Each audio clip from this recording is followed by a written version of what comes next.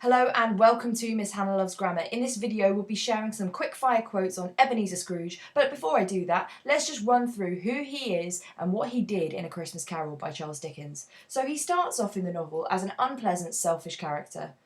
He rejects Christmas cheer and refuses to aid charity. He's visited by 3 ghosts, each of which strike fear and regret into his heart. He gradually softens and shows that there's room to change our own characters, not just his own. By the end of the novel, Scrooge is transformed. He shares his wealth and generosity with everyone.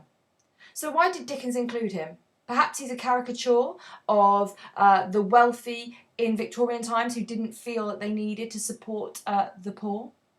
But it also emphasises the importance of generosity and kindness and not simply materialism and wealth.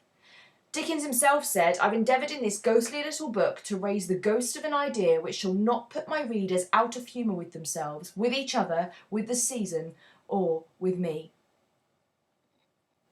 When we read the quote in Stave 1, "Oh, but he was a tight-fisted hand at the grindstone, Scrooge, a squeezing, wrenching, grasping, scraping, clutching, covetous old sinner," instantly we understand how miserly he is. The compound noun tight-fisted suggests his selfishness, as if he won't give what he has. If that weren't enough, grindstone is used to describe how he wears things down. He wears others down just like a grindstone wears down materials to refine them. But there's more to it. It runs deeper. Dickens has chosen to name him Scrooge. Scrooge is actually a variation on the verb scrouse or scrouge, and it means to press hard on something, just like he presses hard on his agenda with his nephew and with the charity givers. If you hear back, though, the negative verbs, we have an almost onomatopoeic feel to squeezing, wrenching, grasping, scraping, clutching. It just signals even more he will not give what he has. We also feel the judgment of the narrator. He's being depicted as an old sinner to a society that were deeply religious. But beyond that, the exclamation marks used from Dickens really amplify the disgust we should have for Scrooge's actions. The second pivotal quote is, "If they had rather die, they'd better do it and decrease the surplus population." These are Scrooge's own words, and the use of language like if and rather suggests that to him at this point, death is a choice. He has a delusional attitude to others in poverty, and we really see that in this quote. They is also an exclusive pronoun. It's not involving him. He's cold-hearted, and we really see that. He doesn't really care. Better do it implies that the poor are almost too lazy to die, and also the use of that comparative is just a bit of an urge to just hurry up and get on with it. Finally, the use of numerical jargon to decrease and surplus population reminds us in his imperative mood of his distant and ill-mannered approach to others, and probably why he needs to change. My third quote actually comes from Stave 3, and it's an echo from the last quote we heard. By this point, the Ghost of Christmas Present has echoed back the words that Scrooge just shared. And at this point, there is a change in Scrooge.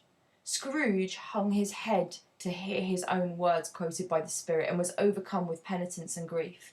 The verb hung shows his regret here. And as if that wasn't enough, there is definite disappointment when he has to hear his own words quoted by the Spirit. It's as if the Spirit has prompted reflection from him. And as if that were too much for us, we understand he's overcome, and that verb implies he's overwhelmed. Scrooge has a really emotional reaction and seems as if he cares for others.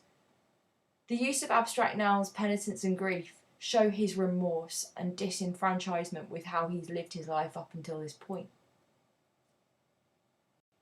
By the end of Stave 4, the Ghost of Christmas Yet to Come has laid down the law with Scrooge. And this quote, "I will honour Christmas in my heart and try to keep it all the year. I will not shut out the lessons that they teach," is a real cry from him for things to be different in his world. He seems hopeful as well. Honour is signalling his respect for all that he's learned. "In my heart" is yet again another emotional reaction, not a clinical numerical reaction as we would have seen in Stave 1.